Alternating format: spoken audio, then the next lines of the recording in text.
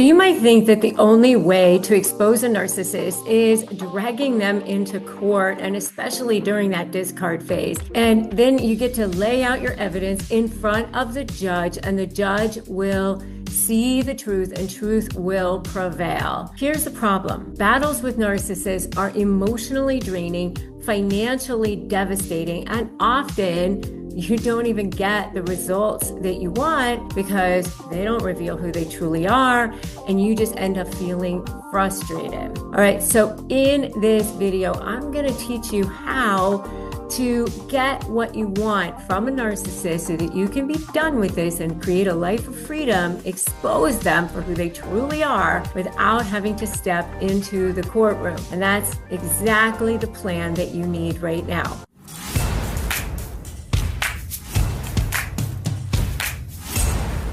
So if you're brand new here, I'm Rebecca Zung. I'm the leveraged lawyer. I'm also a USA Today bestselling author of the book Slay the Bully.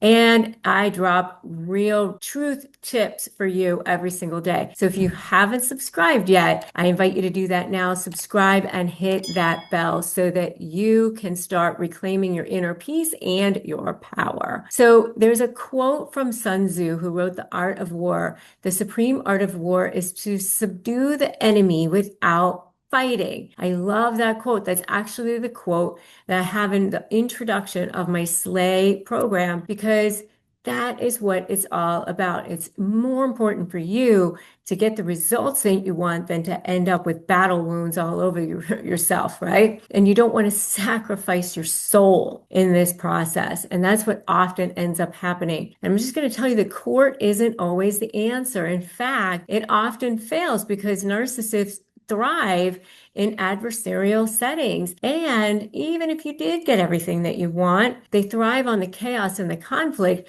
So you're most definitely going to be looking at an appeal. And then it just goes on and on and on, because narcissists weaponize the procedure and drain you dry in the process. A real exposure doesn't happen in the courtroom. And let me tell you, I've done this thousands of times. I've sat through many mediations, many negotiations. I've also done many court proceedings as a trial lawyer. And I can tell you that the real exposure happens when you threaten a source of supply that's more important for them to protect or defend, which always has to do with their image, than the supply that they're getting from manipulating you and creating chaos. And so when you document instead of debate, when you refuse to play their game, that's when you start to win. I'm going to break this down into 4 steps. The first one is understanding the hidden costs of court. The second thing is strategic detachment, which is your first line of defense. Document, don't debate is the third one. We're going to talk about what kinds of documentation that you need and how you can quietly build your case. The fourth thing is the power of perception, exposing them by threatening that source of supply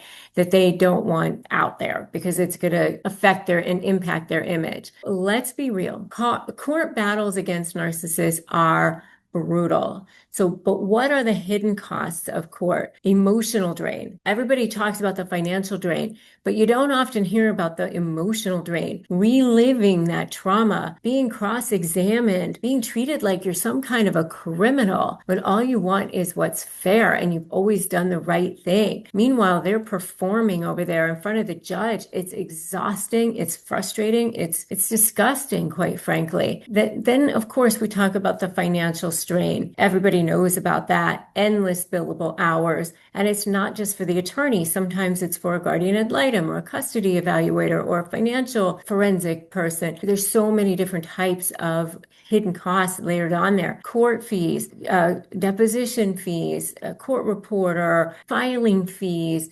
transcript fees. They just add up and up and up. And narcissists love to bleed you dry. And what about the public toll? Now you're airing your grievances in public, and it just it gets dragged out, and invariably you look like the difficult one too, because it takes two to tango, right? The thing that you need to know is the traditional court rarely exposes them. It just gives them another arena to manipulate in. The second thing you need to know about is strategic detachment, which is your first line of defense. So if court isn't the best place, where do you start? You start with strategic detachment, meaning you put this invisible shield down around you. You start looking at them as if they're a toddler having a tantrum on the floor. Demand that no matter what the conversation is going to be, that it's going to be respectful.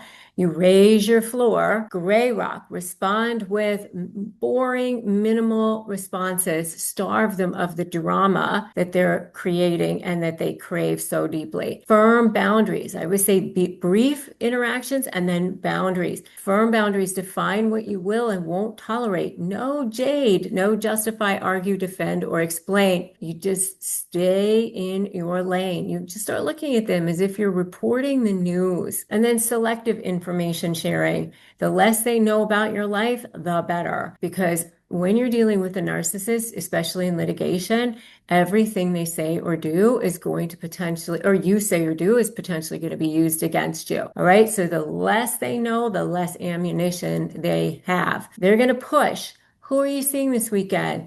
You're going to respond. I got it handled. Short, neutral, no details. Make sure you give them no fuel. No fuel. And I want you to put that in the comments right now. No fuel, because they light up when you react. That's the best day ever for them. And you realize then that you're feeding their fire. And then afterwards, you're like, why did I do that? Why did I say that? So your commitment is no fuel. Stop giving them what they want and that reaction that they want. For phrases for disarming narcissists, go to disarmthenarc.com and grab that. It's packed with scripts that will starve their supply. And join my free private Facebook group, Narcissist Negotiators with Rebecca Zung. Thousands of people are in there walking this same journey with you, people who actually get it and get you. So document, don't debate. Build your quiet case. That's the secret. You don't need to scream the truth. You need to quietly collect it. Objective documentation, emails, texts, voicemails, facts, not feelings. And then start keeping records, but privately. Organized files are more powerful than public accusations because you're going to use it at a time that's super strategic, very tactical. It's your leverage for later. Maybe you don't use it today. You probably won't.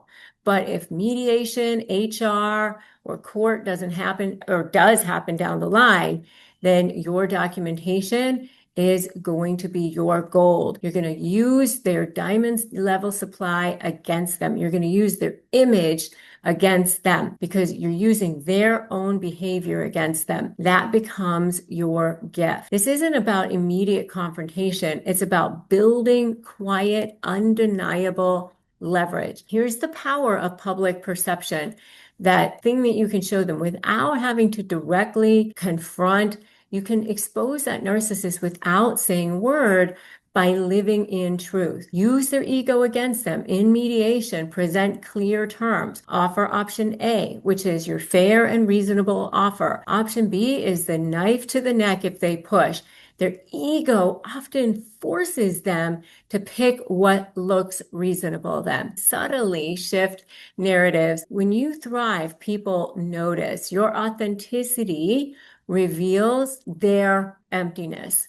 And then indirect exposure. Narcissists hate nothing more than watching you succeed because your strength highlights their weakness in their mind. Not really, but in their mind it does. And the ultimate exposure, honestly, isn't you pointing at them. It's you living so powerfully that their mask cracks on its own. So this is about you reclaiming your narrative beyond the narcissist's orbit, okay? It's about you reclaiming your life. Make sure you engage in self-care, self-healing, therapy, journaling, mediation, meditation, whatever keeps you centered. Supportive networks. Surround yourself with the people who validate your reality. Peace over proof.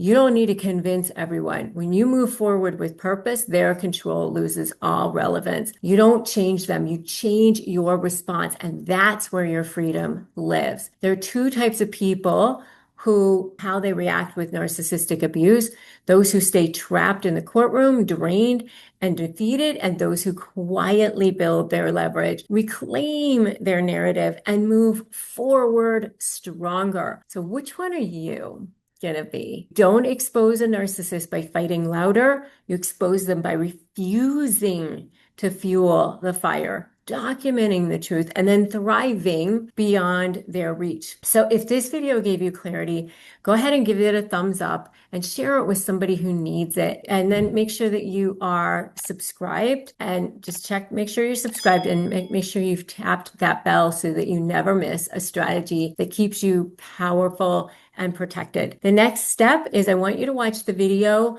How Attorneys Prove Narcissistic Abuse in Court. So today was about avoiding unnecessary battle. Sometimes the courtroom is necessary, though. Sometimes it's inevitable, and you're going to need to know how attorneys actually prove abuse. So make sure you watch that video next. I'll link it right here. Remember, you don't need courts to expose the truth. Your documentation, your boundaries, and your thriving life are the strongest evidence of all. You can slay the bully, and you can negotiate your best life. I'll see you in that next video.